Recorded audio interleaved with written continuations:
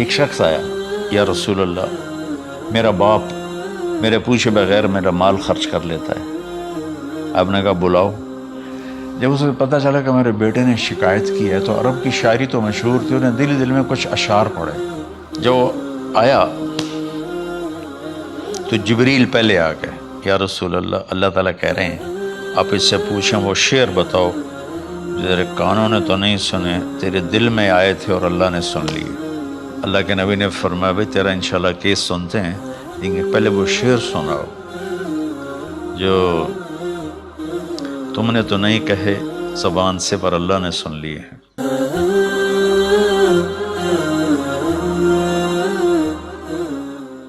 بسم اللہ الرحمن الرحیم، والصلاة والسلام علی رسولہ الکریم وعلی آلہ وصحبہ اجمعین۔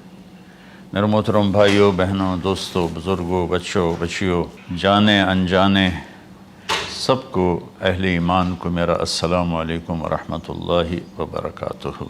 پچھلی ویڈیو اس میں نے تھوڑا سا والدین کے حقوق بتائے تھے۔ وَقَضَىٰ رَبُّكَ أَلَّا تَعْبُدُوا إِلَّا إِيَّاهُ، اس پر بات کر لی تھی مختصر۔ تو میں ایک واقعہ سنانا چاہتا تھا، تھوڑا اشارہ کیا تھا کہ ایک بدو آیا صحابی کا، یا رسول اللہ میرا باپ مجھ سے پوچھے بغیر میرے مال کو خرچ کر دیتا ہے۔ آپ نے فرمایا بلاؤ بھائی۔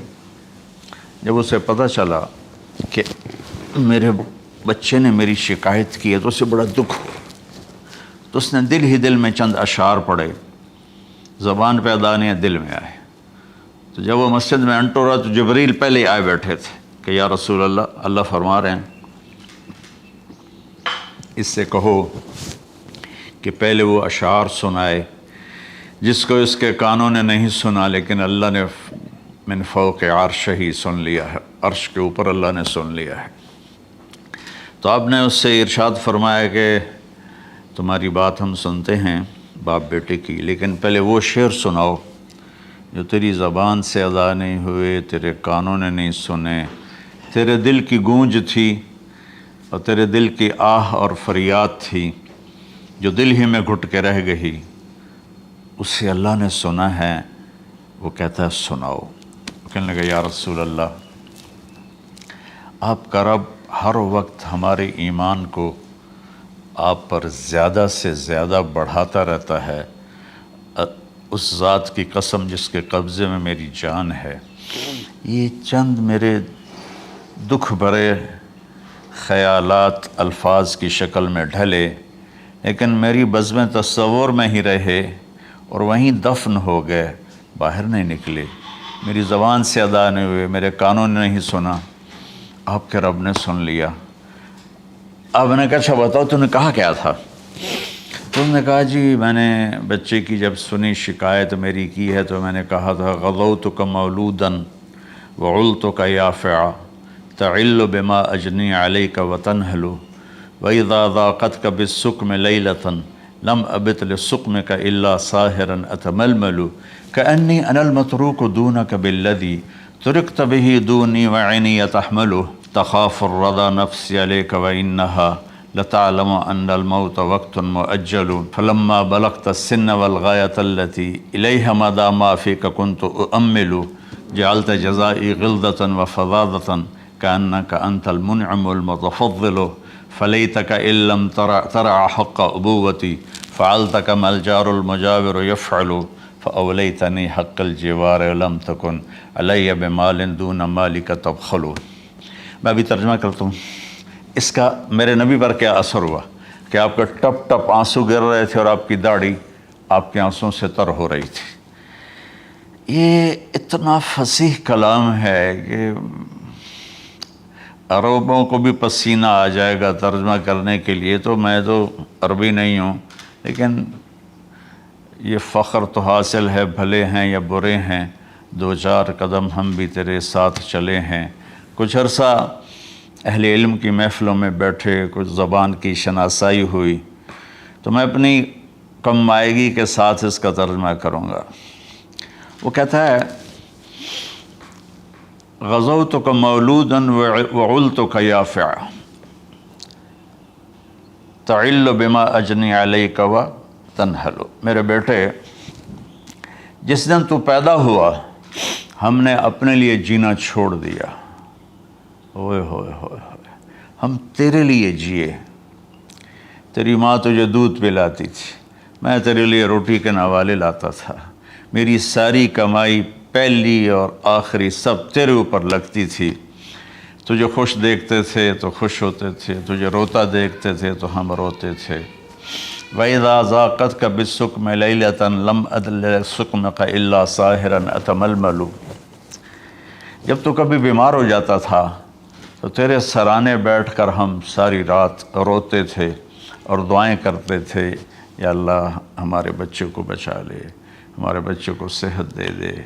اس تڑپ میں ساری ساری رات میں جاگتا تھا، تیرے لیے میں نے اپنا سب کچھ لگا دیا، اپنے لیے جینا چھوڑ دیا، اپنی خواہشات کو دبایا، تیری ہر خواہش کو پورا کیا، تجھے مسکرانے کے لیے، تجھے ہنسانے کے لیے میں دھکے دھوڑے کھاتا رہا، کبھی گرمی لو کی جھلسا دینے والی ریت اور کبھی سردی کے سرد ہوا کے تھپیڑے، لیکن میں ان دونوں سے گزرتا ہوا تجھے پالنے کی خاطر اپنے آپ کو کھپاتا رہا۔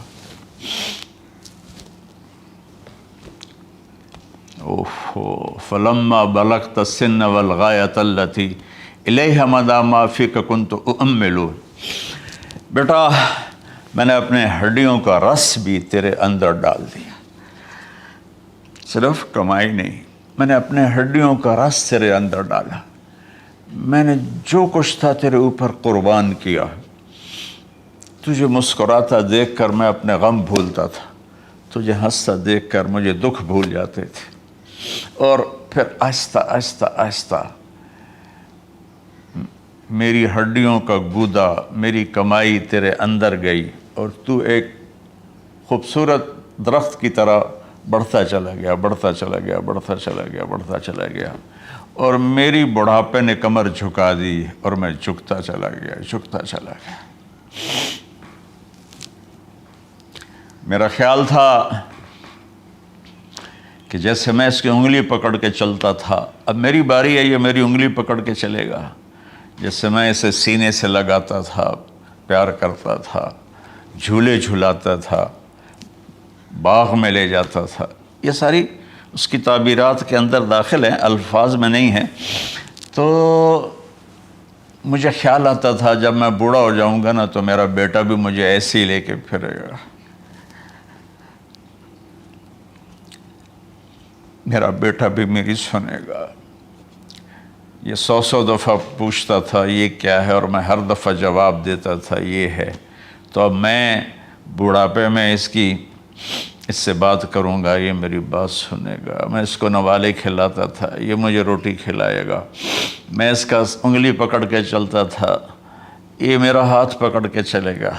میری کمر بڑھاپے نے جھکا دی اور میں ایک خشک پیڑ کی طرح ہو گیا، اور جوانی نے تیری کمر کو سیدھا کیا اور تو ایک تر و تازہ درخت بن گیا۔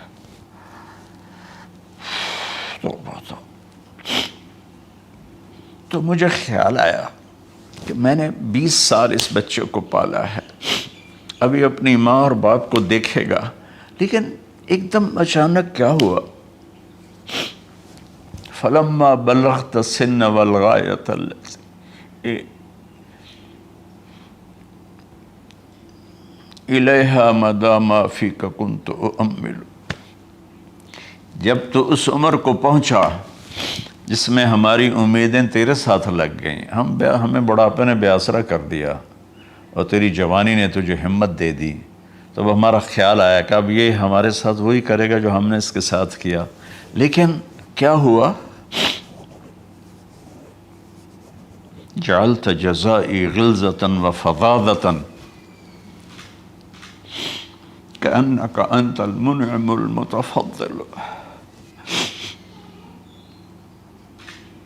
تو اتنا بدتمیز ہوا، تیری زبان چھری بن گئی، تیرا رویہ زہر بن گیا، اور میری ساری زندگی کی محنت کا بدلہ تو نے مجھے نافرمانی سے دیا، بد اخلاقی سے دیا، بدتمیزی سے دیا۔ میں حیرت بھری نظروں سے تجھے دیکھتا رہا اور میں اپنی پچھلی 20 سالہ زندگی کو جھٹلاتا رہا کہ میرے خیال میں اس کا نوکر ہوں اور یہ میرا مالک، میں اس کا باپ نہیں، میں اس کا نوکر ہوں، کیونکہ ماں باپ کے ساتھ تو ایسا کوئی نہیں کرتا ہے، یہ میرا مالک ہے اور میں اس کا نوکر ہوں، اس لیے مجھے ڈانٹ رہا ہے۔ کتنے بچوں کو میں نے یہ کہتے سنا اپنے باپ کو، تو میرے واسطے آج تک کیتا کی، تو میرے واسطے آج تک بنایا کی۔ اور جو باپ بے بسی کی تصویر بنا ہوتا تھا وہ شکلیں بھی میرے سامنے ہیں۔ ہمارا دیہاتی ماحول زمین دارہ ماحول ہے، لیکن اب تو شہروں میں بھی یہی حال ہے۔ جس نے وہ لیول اے لیول کیا ہے اسے کیا پتہ ماں کسے کہتے ہیں، باپ کسے کہتے ہیں۔ تو میں نے اپنی آنکھوں سے باپ کی بے بسی اور بیٹے کا غرانہ ایک دفعہ نہیں کتنی دفعہ دیکھا۔ تو میرے واسطے آج تک ہی کیتا ہے، تو میرے واسطے آج تک ہی بنایا ہے۔ وہ کہتا ہے اچھا میرا بچہ جداں جوان ہو سو آپ پہ سمجھ جسو۔ جبریل انسانی شکل میں آئے کہ یا رسول اللہ کچھ سوال کیے، قیامت کب آئے گی؟ کہ اللہ کو پتہ ہے۔ کہ کوئی نشانی؟ فرمایا جب دیکھو کہ بیٹیاں بھی ماؤں کو نوکر کی طرح دھتکار رہے ہوں تو سمجھنا قیامت آنے والی ہے۔ کچھ عرصہ پہلے ایک بچی اور ماں، تو ماں کچھ بات کر رہی تھی اور بیٹی کہہ رہی تھی بھوک نہیں بھوک نہیں، اور اس کی ماں کے خون سے بھرے ہوئے آنسو بہہ رہے تھے اور اس کی ہچکیاں لگ رہی تھیں کہ یہ وہ ہے جس کو میں نے اپنے پیٹ سے جنا اور اپنی چھاتی کا دودھ پلاتے پلاتے پلاتے میں نے کتنی تکلیفیں برداشت کی، اور آج کر یہ بھوک نہیں۔ تو کمال کے اشعار میں سوچ رہا ہوں جب میرا یہ حال ہے 1400 سال بعد کہ میرے آنسو نہیں رک رہے، تو اللہ کے نبی تو زارو قطار روئے تھے، داڑھی آنسوں سے تر ہو گئی تھی۔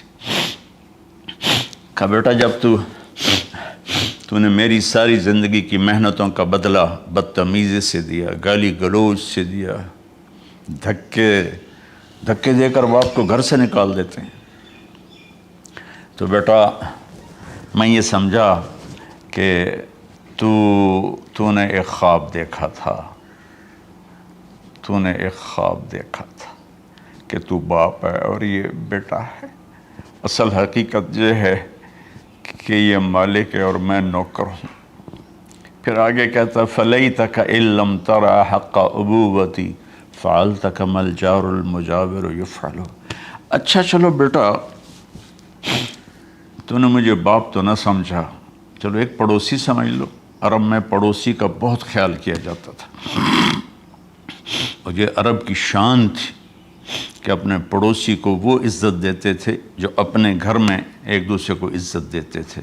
تو اس نے پھر اس کی طرف اشارہ کیا کہ اگر میں تیرا باپ نہیں ہوں، تیرے رویوں کو دیکھ کر تو یہی لگتا ہے کہ میں تیرا نوکر ہوں، تو میرا مالک ہے، تو چلو اتنا تو کر دے جتنا ایک پڑوسی کے ساتھ کرتا ہے۔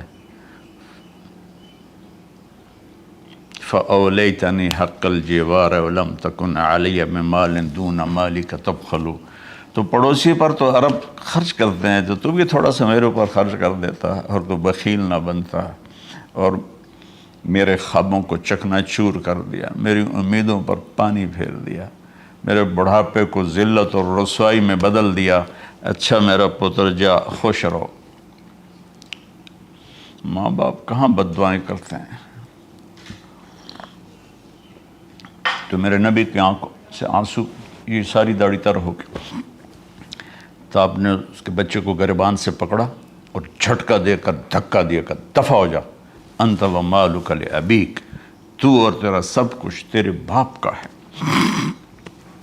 حضرت علی رضی اللہ تعالیٰ عنہ سے کسی نے پوچھا کہ آپ کے بیٹے حسن کیسے بیٹے ہیں؟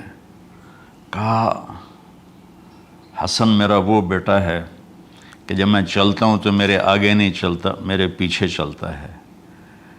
جب کہیں بیٹھنے کا موقع آتا ہے تو یہ پہلے نہیں بیٹھتا، پہلے مجھے بٹھاتا ہے، پھر خود بیٹھتا ہے۔ جب کھانے پر بیٹھتے ہیں تو یہ روٹی کی طرف ہاتھ نہیں بڑھاتا جب تک میں نہ بڑھاؤں، یہ سالن کی طرف ہاتھ نہیں بڑھاتا جب تک میں نہ بڑھاؤں۔ میں کمرے میں ہوں تو یہ چھت پہ نہیں چڑھتا کہ میرے باپ کی بے ادبی ہو جائے گی۔ میں حالانکہ چھت پہ چڑھنا ضرورت کے لیے ہوتا ہے، لیکن قربان جائیں اہل بیت کے ایسے ہی اخلاق ہوتے ہیں، آل رسول ایسے ہی ہوتے ہیں۔ میرے عزیزوں نوجوانوں سے کہہ رہا ہوں جن کے والدین زندہ ہیں، ہم تو محروم ہو گئے، وہ قبروں میں چلے گئے، لیکن میں اتنا مصروف رہتا ہوں۔ اب یہ کرونا کی وجہ سے گھر میں بیٹھے ہوئے ہیں، یعنی میری زندگی ایسے پہیے کی طرح گھومی ہے، اور پھر دل کی تکلیف، پھر اس کے ساتھ سر کا درد شدید۔ اس کے باوجود میں روزانہ 10 نفل اپنے باپ کے لیے پڑھتا ہوں، 10 نفل اپنی ماں کے لیے پڑھتا ہوں، اور 4 نفل اپنی خالہ کے لیے پڑھتا ہوں، کہ ساری زندگی سجدوں میں سر رکھ کے اس کا ثواب ماں باپ کو پہنچاؤں، تو ماں باپ کا حق ادا نہیں ہو سکتا۔